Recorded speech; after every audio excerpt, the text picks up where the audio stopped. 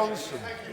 Speaker, I congratulate the honourable member for what has been one of a series of fantastic maiden speeches this evening. I want to stress that this speech tonight, Mr. Deputy Speaker, is not a maiden speech, as I've been specifically instructed by the Speaker that whatever maiden status I may have once possessed has long since passed away. But it is an opportunity for me to pay tribute to my great predecessor in the office of MP for Uxbridge and South Ruislip, Sir John Randall.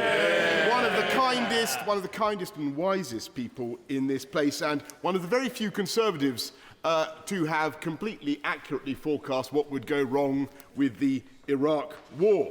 And you may remember that he stepped down from the front bench before the invasion with absolutely no self-advertisement, and then never gave drew any attention to the fact that he had got it so thumpingly right. And it's, by the way, a measure of his popularity in Uxbridge. At a recent hustings there, an electoral hustings, virtually every candidate stood up to claim that he or she was the true heir of John Randall. Rather like seen in Spartacus, I am John Randall, they kept saying, rather than me. And I have to accept, I am not John Randall, but I will do my best, Mr. Deputy Speaker, to emulate him in his service to that constituency and to London more broadly. And we are seeing fantastic success in this city, and I'm delighted to say that Hansard will confirm, on my final appearance in this House 7 years ago, I pointed out to the then Prime Minister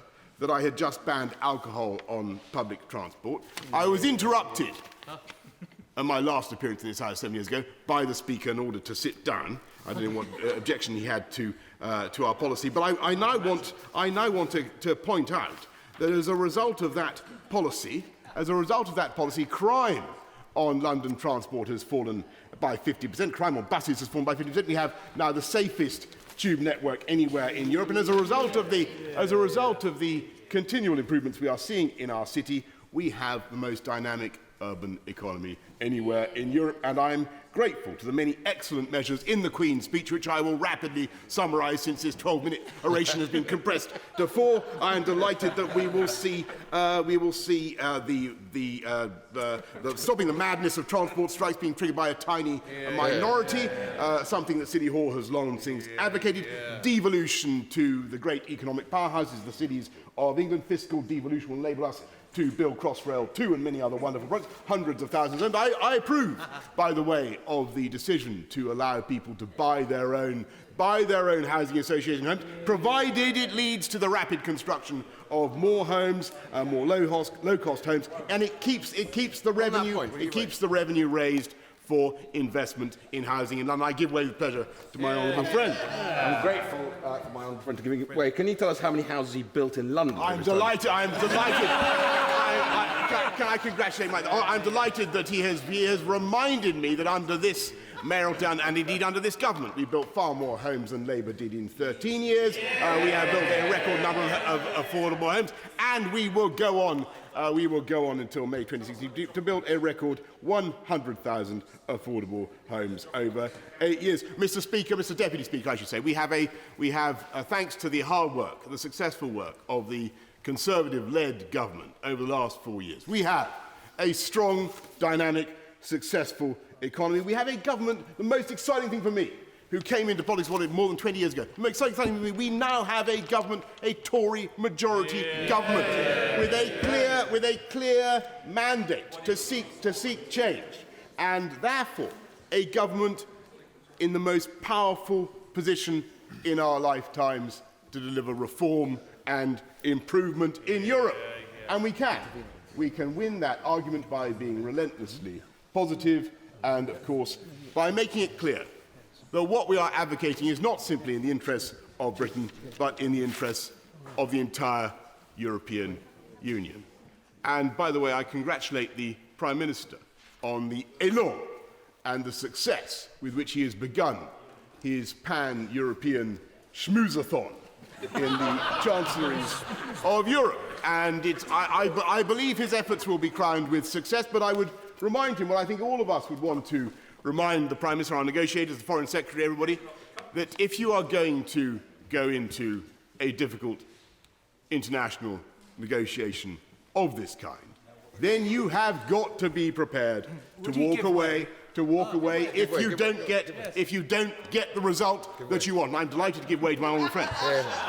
I really feel that the next thought that my honourable friend was about to express deserves an extra minute in which to express it.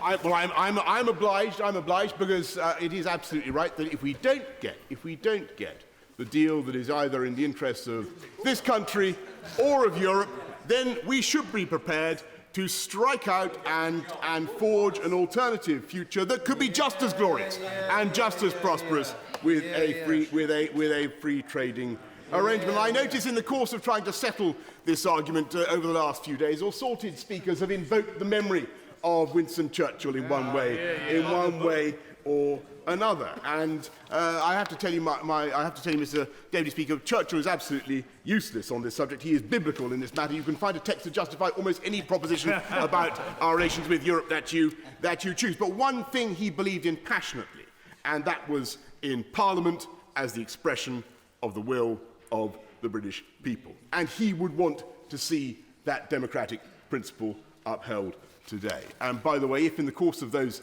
negotiations the Prime Minister wants to invite any of our partners, I'll conclude with this point, invite any of our partners to see the contribution of this country to the prosperity and unity of modern Europe, he could do no better than to take them to Uxbridge, where it is now possible to view the amazing bunker that housed Fighter Command Number 11 Group Operations Room, one of the most moving and the most atmospheric places in this country. And I'm grateful to the honour. Very much, Mr. Deputy Speaker. And how do you follow that?